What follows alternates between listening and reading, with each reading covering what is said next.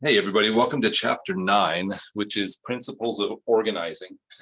Sounds funny, like we're going to teach you how to, I don't know, put your books on your shelf nicely and put your toys away when you're done. But organizing is actually a managerial function, which means we're actually going to structure our group to carry out the functions and accomplish the goals of the business. Okay. And so you'll probably, if you've worked somewhere, there's some type of organizational chart, right? Some type of like who you report to, or and the people who report to you. And so we need to recognize when we're going to build an organization, first and foremost, is that organizations are made of people, and people aren't just tools and aren't just things to use as we will, but they're human beings, and they have lives, and they have various motivations. And so we need to build our organization in such a way that we can really and truly take care of people. Recognize that not everybody's committed to the organization at the same level. And of course, perfectly, we would like to get everybody at the highest level of commitment to the organization.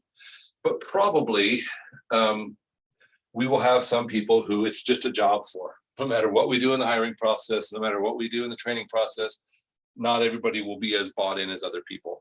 And so it's important to recognize that and manage knowing that that's true, and do our best to help people be as engaged as possible.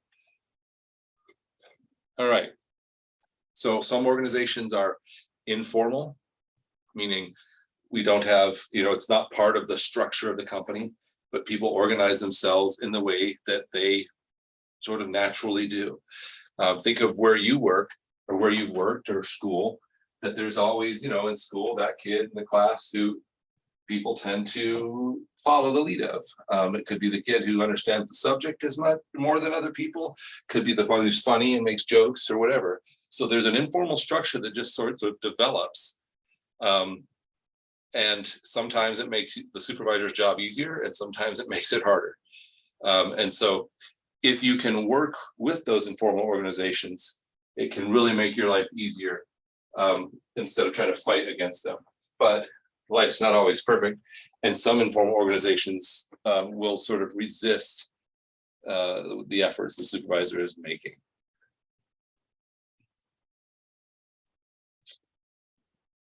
So recognize that a group will choose its leader, and you can fight against that or you can work with it. But recognize there at the bottom one, supervisors should look for subtle approaches to have informal groups and their leaders dovetail their special interests with the department's activities. So if we can find a way to use those informal groups in meaningful ways, it can often lead to a better work environment for everybody. Like I said, it's challenging though when it's not working that way, and the informal group tends to work against what we're trying to do. All right. So the unity of command principle, okay? So this is kind of how we've thought of structuring business for years and years. And now there's evidence that there probably are other ways, right? But, and in fact, not just evidence, many people are using other ways, but this principle is still used a lot in modern business and other organizations. So the idea is that each employee should directly report to only one supervisor. Supervisors know exactly who their manager are and their subordinate are.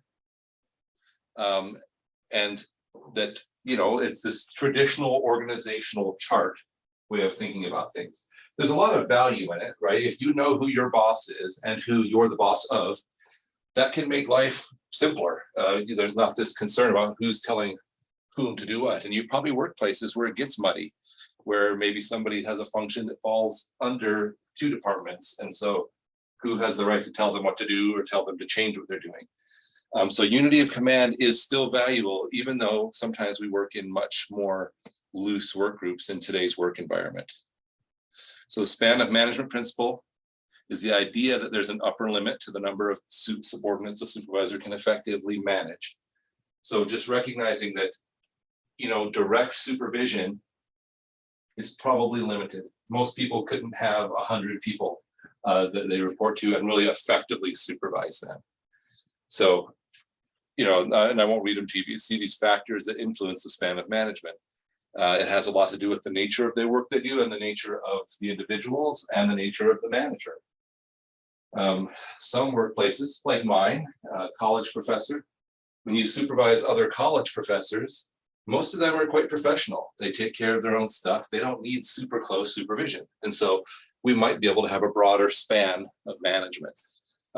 Other jobs where you say you're employing high school kids who have never done, never worked before, it's their first job, they might need more supervision and more direction. You'll find some who are very capable of going out on their own and doing their thing, but others that need more direction. And so that might lead to a narrower span. Anyway, so that's the idea of span of management. All right. So again, I won't read all these to you, but a list of factors that influence the span of supervision. And they kind of go along with what I was just saying. So the supervisor's competence, specialized staff. Sometimes you have people, right? Like in my area, when I was supervising here at the college, I had an office assistant who did a lot of the administrative functions so I wouldn't have to. And so that would lift a lot of the administrative burden for me, and I could focus more on individual needs. And again, like I mentioned, the employees I had didn't require a ton of close watching. Location is another issue, right? How spread out are they? Or do they all work in the same building? Which in my case they did, which made life way easier because I could just walk around and talk to people as I needed to.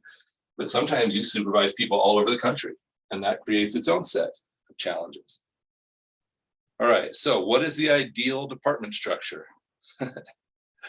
Well, it's impossible to name what that is, except that it has some things in common.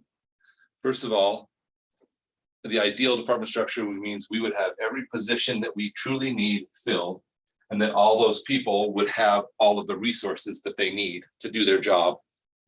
And we know that that's difficult sometimes. That we have the ability to make change gradually, to move toward the ideal instead of just, try to do it all at once. That employees are continuing to learn and improve. And employees are continuing to strive to improve their skills and knowledge. So here's some more terms, okay? So these are approaches to how we structure our work. An organizational chart, like I mentioned, shows typically who reports to whom, like who your boss is and who your subordinates are. Job description describes the job specifications, and then a division of work, right? We divide work into specialized tasks. So here at the college, we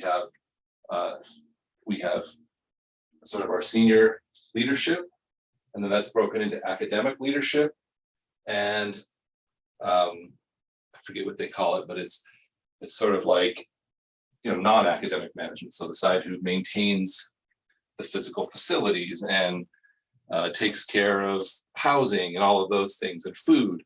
And then the other side is the academic side. And then the academic side is broken into divisions. So mathematics and business and fine arts and so forth. And then those divisions are broken into departments like accounting and small business or entrepreneurship and so forth. And so that's what we mean by dividing work into components and specialized tasks to improve efficiency, right? It doesn't make sense for someone who doesn't really know anything about business to be managing an instructor who teaches business. We might be able to make it work, but it'd work even better if we were in these specialized units. So that's the idea of departmentalization and a department. And that all of this that I'm describing is a formal organizational structure as opposed to like the informal one I just described a few moments ago. Some organizations use what's called a project management type structure. So it's not as rigid, I guess, as our traditional structures. So we have a regular functional line, like I just mentioned, like it tells who your boss is and who you report to and who reports to you.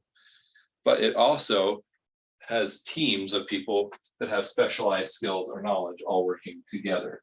And so it's not as rigid, like I said, as the old types. And in some ways it violates the unity of command principle, right? That people working in these teams may be working across several different teams.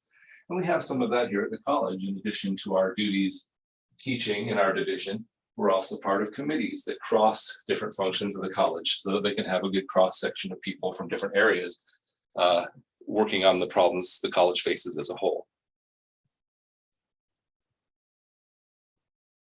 So again, I don't want to just read these to you, but all of these are, again, are more like just concepts. The idea that we need to make our assignments reasonable and justifiable so that if we have to replace a person, we can easily do that. We understand what each person does. And we don't want a job to become so specialized that no one else can do it. Sometimes we have that here at the college, not because a job is so complicated, but because of our accreditation. We might only have one instructor who can teach a certain topic because we don't have another person certified in that area. And so that creates challenges when we have to find someone new. All right. And again, these are just terms, the difference between line authority and staff authority, and just the line and staff type organizational structure. So line authority is the right to direct others. So if you're someone's line manager, it means you get to direct their work. And staff authority means the right to provide advice or counsel, but not necessarily direct the work of other people. And so a lot of times we have that in organizations where someone has a boss, but you might have other people in other areas that have expertise and can share that across. So your line manager is the person who is your actual boss, can kind of direct your work, versus staff, which are other people who can provide additional support. And then I'll just let you read that last definition. All right. So here's the thing. Right now, we're seeing a lot of what's called downsizing, which is organizations trying to run as small as they can, to find that balance between having enough employees to adequately meet the needs of their customers, but not having so many employees that they're spending money they don't need to. And so when we're managing and supervising, then organizing in an era of downsizing can be challenging. Usually when they downsize, they reduce mid-level managers, because you still need the people working, on the line, getting the work done, and you still need senior level people. And so usually what we do is we take out middle organizations. And what this does is it widens the span of management, right? So if like here at the college, we recently got rid of a middle level called division chairs. And so now it used to be each division chair reported to a dean, and the dean only had like 3 divisions. And so in essence, the dean supervised those 3 division chairs, maybe 4, sometimes even 5. And then each of those division chairs would supervise, 7 to 10 full-time people and another 10 part-time people. Well, now that they've got rid of division chairs, it's widened the span of the deans, because they directly supervise the 7 to 10 full-time people plus the 10 part-time people. So they went from supervising 3 people who were supervising, say, 10 to 20 people apiece. Now they're having to supervise 50 to 60 people. So we took out that middle. It'll probably save on some costs and provide more direct connection between management and the people working the job, but it'll put a much bigger administrative and other burden on those deans. And so, this is something you can do, but there's challenges and costs to it as well. So something we see a lot being used in places right now are self-directed work teams. In essence, they just give the work to a team and kind of give them wide latitude to take care of whatever it is they're supposed to work on. This is really great if you have people who are self-directed, who will take care of that work on their own. It could be challenging when you have people who aren't. And then the other thing is re-engineering just means When we look at the way our departments are functioning, we think this isn't working the best way it could. We reorganize, usually based on the needs, meeting customer needs or some other type of process. And then recognize that we have a couple of different types of organizations. So a horizontal, remember horizontal means like flat, like the horizon, is a flat firm where we've restructured the customer process and the organization. That doesn't mean anything. What it means is we have as few levels as possible between the people interfacing with our customers and senior leadership. And so it means taking out a lot of middle management and having senior leadership involved in the management process of those who work with our customers directly, as opposed to a vertical organization, which isn't on here, but where we have more layers of bureaucracy, I guess you'd call it, of leadership in the middle. A virtual organization is companies that we sometimes, or organizations that we'll bring together to take advantage of certain opportunities in the market. And we don't necessarily do them, it's not necessarily a permanent structure. A lot of times you'll have something open up, an opportunity. Let's use the example of COVID, which wasn't an opportunity, for me, but it was certainly an opportunity for businesses who were doing COVID testing, okay? And so they had to sort of rapidly ramp up their ability to do this testing, and then dial it back now that that's not as big of an issue.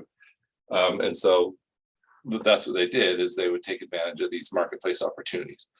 And finally, lean manufacturing, that you'll learn more about probably in other classes, the idea that we want to produce as much product with fewer resources. In other words, this is not new. We've always been trying to do that. But there are some, currently present theories about it in the marketplace that you'll learn more about in other classes. All right. This last couple, and this is something that you'll work at organizations that are big and strong and been around a long time, and they still have terrible meetings, right? Anybody who's ever worked at a school knows that they have tons of meetings, and a lot of them could be handled just by sending an email to people. So here's what we can do to effectively manage meetings. So we want to have participants that have a reason for being there, knowledge, expertise. Let people know in advance of the meeting. Have a meeting agenda, which lines out what we're going to talk about in the meeting. Begin on time. Present the problems up front, and even would be in that agenda. Encourage everybody to participate fully in the discussion. In fact, if you have people who won't participate fully in the discussion, it may be best to explain to them the purpose of the meeting, which is having people's thoughts and opinions. Otherwise, we really could have just emailed the information out. If they don't want to participate at that level, you may be better off to replace them. You have to have sufficient time for discussion. Strive to find consensus. Stay on subject, and adjourn on time. It's really easy. You've probably been in meetings that just run on over, right? And so that's a challenge. And then follow up, meaning any decisions that were made in the meeting and assigned to somebody, there needs to be follow up so that they'll actually do it. And then when the meeting comes back together, you can move forward from that point. Also, some meeting ground rules, things that are going to help our meetings be more effectively, is that people should be honest, but also specific. So you can't have people just, saying they hate that, I hate this part of our company. And you say, well, what specifically do you hate? And they're just like, oh, I just hate, dealing with people or whatever. That's not valuable. So the more specific people can be and the more candid they can be, the better. Let everybody have a say. Everybody should be focused on what we're doing in the meeting and not doing other things. People should support their opinions with facts. People should not be allowed to interrupt each other. They should hear each other out and recognize that we're a team all working toward the same goal. So that even when we have disagreements, it's usually about the best way to handle some issue, not about the fact that, we're not on board with the team. Recognize that even though these suggestions are kind of like, as managers, we should make sure the members of the team are doing this, okay? We also need to recognize that as managers or the people running the meetings, if we're not holding things together or if we don't have a unified direction, then people get bored in meetings, and so, or if we have conflict, then people get angry in meetings. And so there's things we can do as managers to help this process instead of just blame it on the participants when things don't go well. So as managers and supervisors, we want to not only follow these ground rules, but create an environment where they can be followed, and provide these ground rules to everybody. Similarly, we want to make sure we use our time efficiently. I won't read all these to you, but there's a couple I will talk about. The first one, having weekly, daily, and long-term planner. In other words, what are the things you're trying to accomplish in the near term and in the long term? And in the long term, what are the things I need to do in the near term to make the long-term things happen, right? We need to do that to use our time wisely.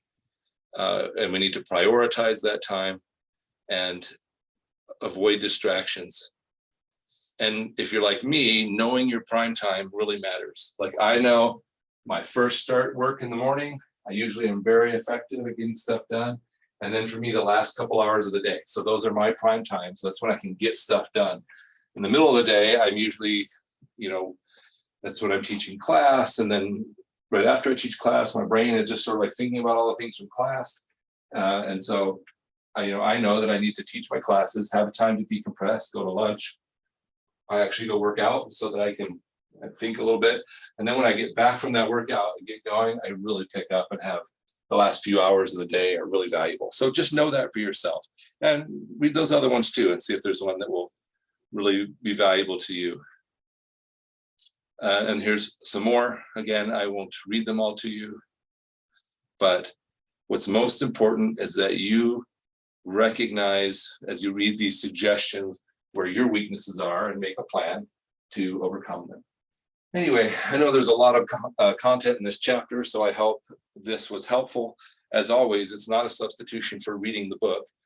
You should read the chapter in the book as well, but this is, again, an attempt to just touch on some of the major points. So I hope it was useful to you, and as always, I hope you enjoyed it.